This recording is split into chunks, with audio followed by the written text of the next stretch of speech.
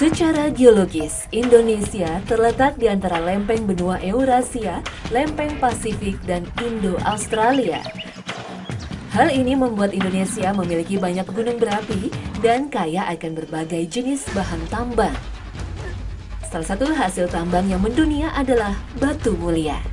Batu mulia terbentuk selama jutaan tahun di bawah permukaan bumi melalui proses geologi.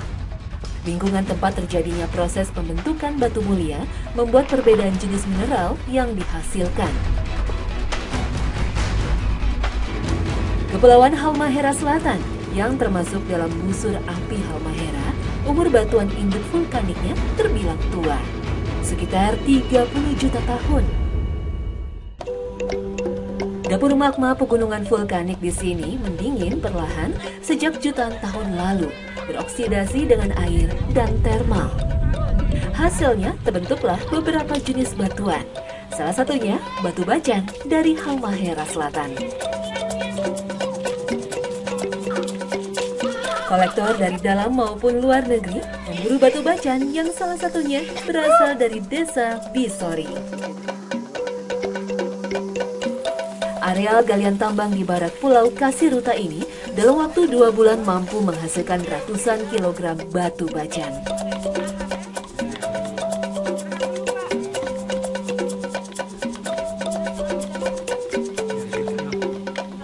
Bacan Missouri? Oh, bagus ya, hijau. Pulau Bacan, buat para penggemar batu mulia, itu nama sudah nggak asing lagi karena Pulau Bacan itu tempat berasalnya batu bacan. Tapi tahukah Anda kalau batu bacan itu nggak berasal dari Pulau Bacan, tapi dari pulau yang berdekatan dari Pulau Bacan, yaitu Pulau Kasiruta. Nah, di Pulau Kasiruta itu sudah banyak penambangan batu bacan seperti di Doko, Palamia, Imbu-Imbu. Dan sekarang saya bersama bapak-bapak penambang dari desa Bisori, Kecamatan Kasiruta Barat, ingin lihat batu bacan di tempat aslinya. Nah, gimana? Ini kalau saya lihat para bapak-bapak di sini pada pakai batu, cincin batu bacan. Besar-besar banget. Ini bagus banget bapak warnanya ya. Iya. Tuh. Ini sudah jadi atau masih proses? Masih proses. Ini barusan 2 minggu dibuat. Oh, ini warnanya cantik banget. Material pembentuk utama batu bacan adalah kuarsa. Mineral kuarsa berasosiasi dengan beberapa jenis pengotor yang akan mempengaruhi warna dari batuan. Pengotor mineral kuarsa batu bacan kebanyakan berupa krisikola. Pengotor jenis ini mengandung tembaga, sehingga batu bacan berwarna hijau. Jika teroksidasi dengan mineral lain seperti besi dan mangan, warnanya pun akan berbeda.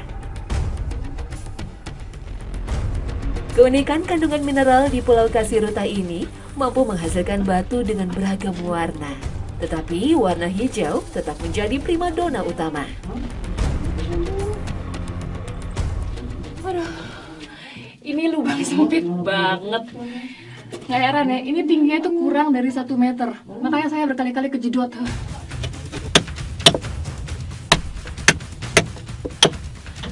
Nah, alat yang digunakan oleh para penambang batu bacan itu ada 2.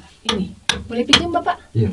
Nah, ini satu namanya betel, dan ini palunya. Nah, palu ini dan betel digunakan untuk memahat batu keras di sini hingga akhirnya menemukan batu bacan. Nah, petunjuknya agar batu bacan ditemukan itu mereka mengikuti yang namanya rep. Rep itu seperti batu berwarna kehijauan dan teksturnya lunak. Ini petunjuk yang mereka gunakan hingga akhirnya mereka menemukan lokasi batu bacan.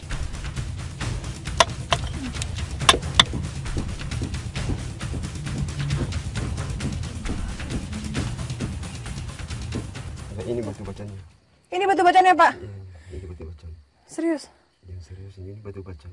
Ah, akhirnya ketemu juga batu bacan Bisori. Nah, tadi saya lihat ini ya. Ini repnya. Ya, ini repnya. Batu bacan sama rep itu sebenarnya serupa tapi tak sama. Rep ini adalah lapisan yang menyelimuti batu bacan. Jadi saat kita menemukan rep, kita telusuri repnya sampai akhirnya ketemu juga batu bacan. Seperti ini rep. Kita toki dari retak. Kalau rep dikasih pukul itu bisa hancur. Hancur. Nah, kalau batu bacan kita tes Pak bunyinya. Seperti ini. Bunyinya nyaring betul. Gak heran ya karena batu bacan ini adalah satu jenis batu mulia. Di Desa Bisori terdapat sekitar 60 lubang dan terowongan galian batu bacan. Lokasi tambang berada di tebing curam yang rawan longsor.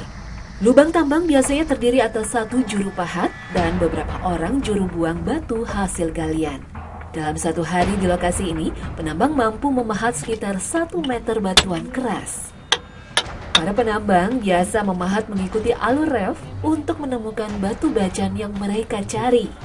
Ref sendiri merupakan lapisan lempeng yang menjadi pembungkus sekaligus penentu warna dari batu bacan. Para penambang hanya mengandalkan kekuatan memahat dan naluri untuk mengikuti urat ref sehingga hasilnya pun tidak menentu.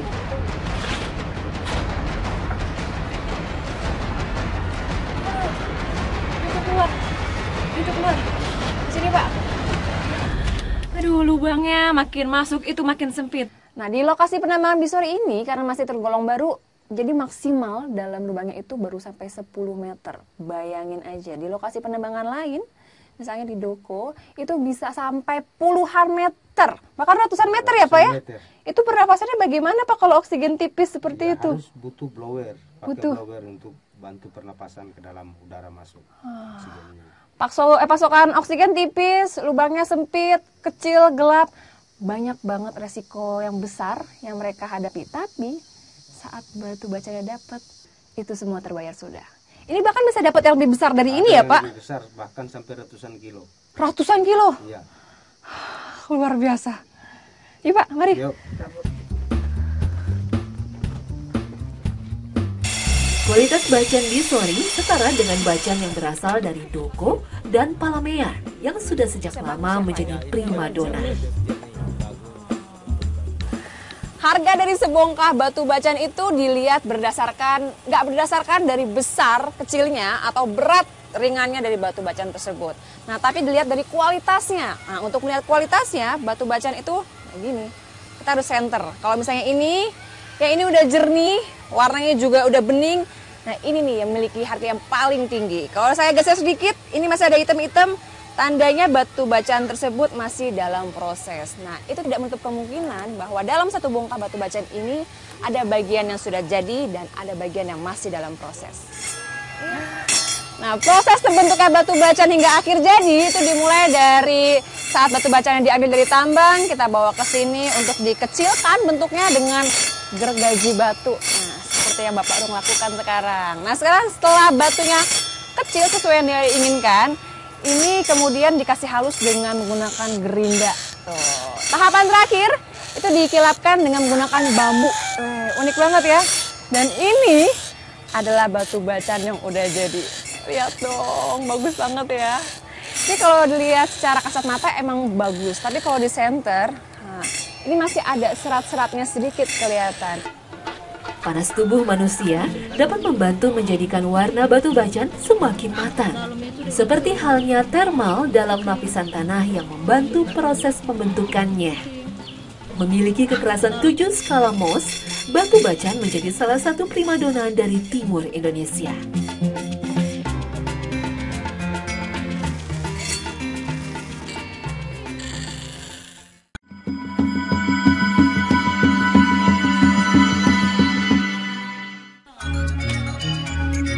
Sebagai negara kepulauan, wilayah Indonesia membentang sejauh 4.000 mil di antara Samudra Hindia dan Samudra Pasifik.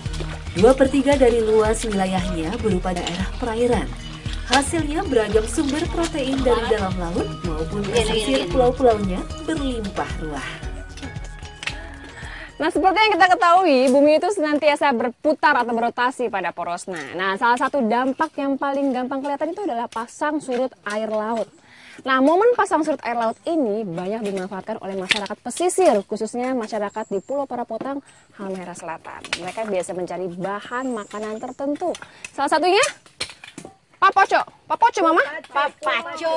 Salah. Papoco ini adalah salah satu jenis kerang bakau yang banyak temukan di sini.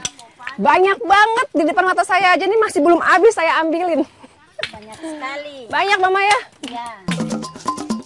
Popaco atau Telescopium termasuk jenis hewan gastropoda penghuni kawasan hutan mangrove Indo-Pasifik. Waktu air surut menjadi waktu yang tepat untuk mencari hewan yang biasa membenamkan diri dalam lumpur ini. Lokasi hidup Popaco yang didominasi tanaman bakau atau Rhizopora sp membuatnya sering disebut sebagai keong bakau. Ketersediaan organik halus dan alga yang mengendap di dasar perairan Payau membuat jumlah Popaco berukuran besar ini berlimpah ruah. Nah, binatang Popaco ini sebenarnya paling banyak ditemukan itu saat air laut lagi surut. Dan banyaknya itu di sela-sela akar bakau seperti ini. Dan struktur tubuh Popaco ini sebenarnya kayak keong, kayak bekicot malah. Jadi kerucut kayak gini dan dalamnya itu lunak. Iya, Popaco.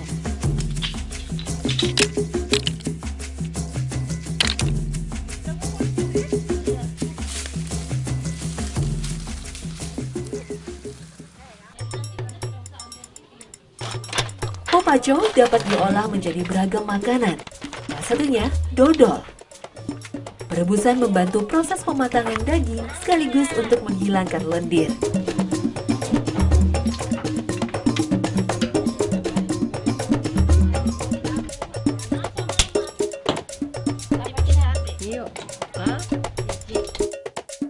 Daging Popaco diperoleh dengan menghancurkan cangkangnya. Dari satu cangkang Popaco, hanya sedikit daging yang dapat diolah. Untuk membuat dodol, diperlukan sekitar 1 keranjang Popaco penuh.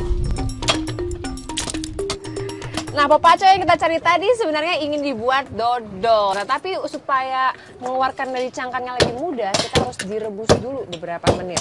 Nih, nah lebih gampang kan nyabutnya. Dan yang bagian yang dipakai buat bikin dodol itu adalah dagingnya, bagian luar ini warna hitam. Yang ini karena saluran kotoran, makanya kita buang, nggak dipakai.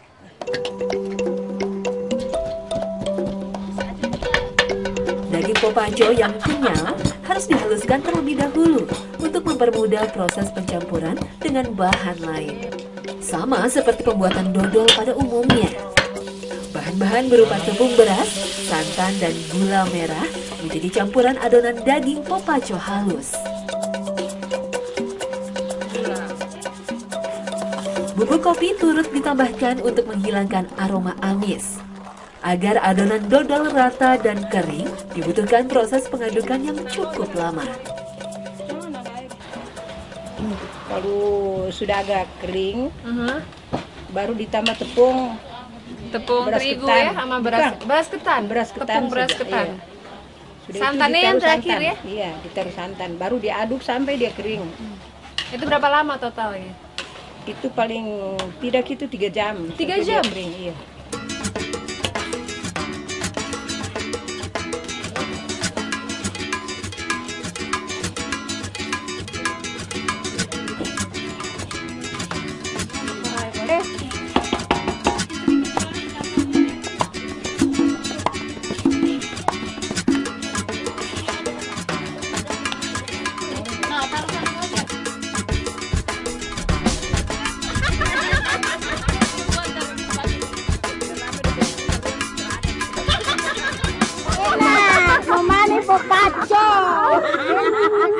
Mau mami Popaco atau dodo Popaco. Ini dari awal kita nyari sendiri, hasilnya kayak gini. Udah jadi akhirnya seharian. Mau saya cobain ya?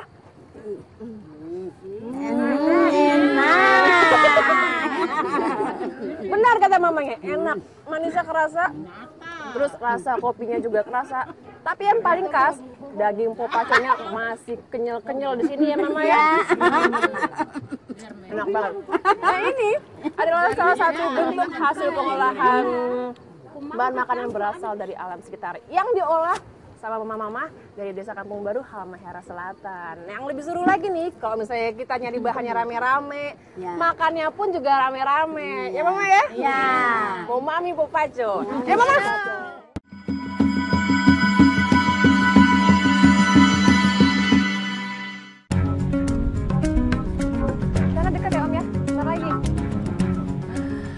Nah, di kawasan perairan Mandioli, Halmahera Selatan, itu ada daerah kawasan yang namanya Papotang. Nah, Papotang itu adalah satu daerah di pesisir pantai yang bagian dasarnya itu masih berlumpur. Nah di situ kita bisa menemukan udang atau biasanya orang lokal menyebutnya buro dan aneka jenis ikan kecil lainnya. Dan sekarang saya bersama Pak Nawir dan Pak Ibrahim ingin menuju ke sana, ingin cari udangnya. Tuh, udah deket. Sebentar lagi ya. Tinggal di daerah kepulauan membuat masyarakat kampung Yoyo ini menggantungkan kehidupannya dari hasil laut. Tidak hanya ikan, nelayan yang berada di Pulau Mandioli ini juga menjadikan udang atau buruk sebagai komoditi tangkapan sehari-hari. Daerah Papotan merupakan kawasan perairan dengan fluktuasi pasang surut sekitar 1 hingga 2 meter di muara sungai. Melimpahnya nutrisi berupa ganggang dan zooplankton membantu pengembangan populasi udang di wilayah ini. Cara penangkapan udang atau Palaemonidae hanya dengan menggunakan jaring soma. Biasanya nelayan memasang beberapa jaring yang ditancapkan pada bambu dalam satu kawasan.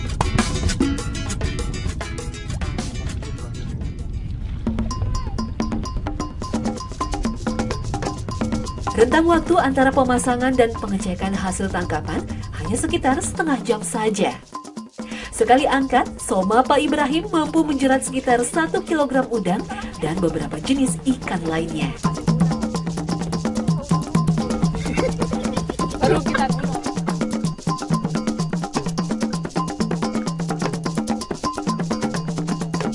biar Om Nawir tarik. Ini lagi. Jadi tarik ekornya.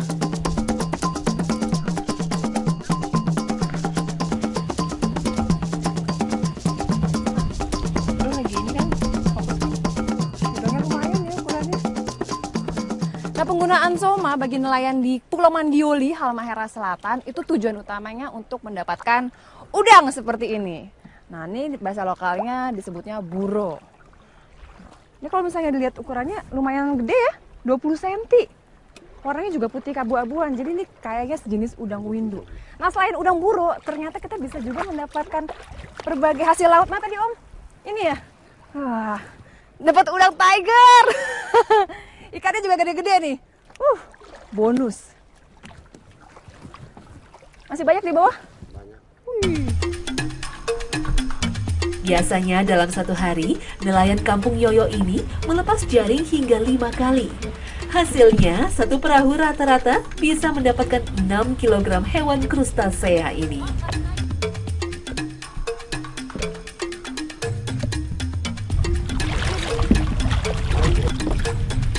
Sehatnya kawasan perairan yang bersalinitas rendah ini mampu menjaga ketersediaan udang bagi masyarakat pesisir Halmahera Selatan.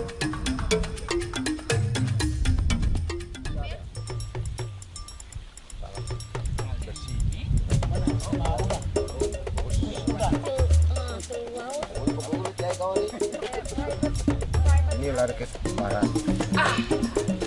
Orang jauh, orang apa? Orang itu data itu mungkin Ini sudah mati. baru saya banyak dulu bikin. Oh, enak sekali. Jangan mulutnya jangan terlalu terbuka. Tutup itu mulut. Enak banget, udangnya Betul. seger langsung dari laut dibakar sama kita ya Om ya. Mulutnya terbuka, giginya terbuka terlalu itu kurang enak. Gitu. Udangnya agak sedikit manis, Ya mesti taruh asam. tapi rasa segernya itu kerasa banget. Nah ini Bapak Ibrahim sama Pak Nawir itu udah menjadi kegiatan sehari-hari cari udang atau buruk pakai soma ini. Bahkan selain dikonsumsi itu dijual ya. Jual. Dijual dari Bacan sampai ke Ternate. Dan hasil laut di sini kayak udang, ikan, bahkan hingga lobster yang kita dapatkan itu menjadi komoditas andalan bagi masyarakat Pulau Bacan, khususnya Pulau Mandioli di Halmahera Selatan.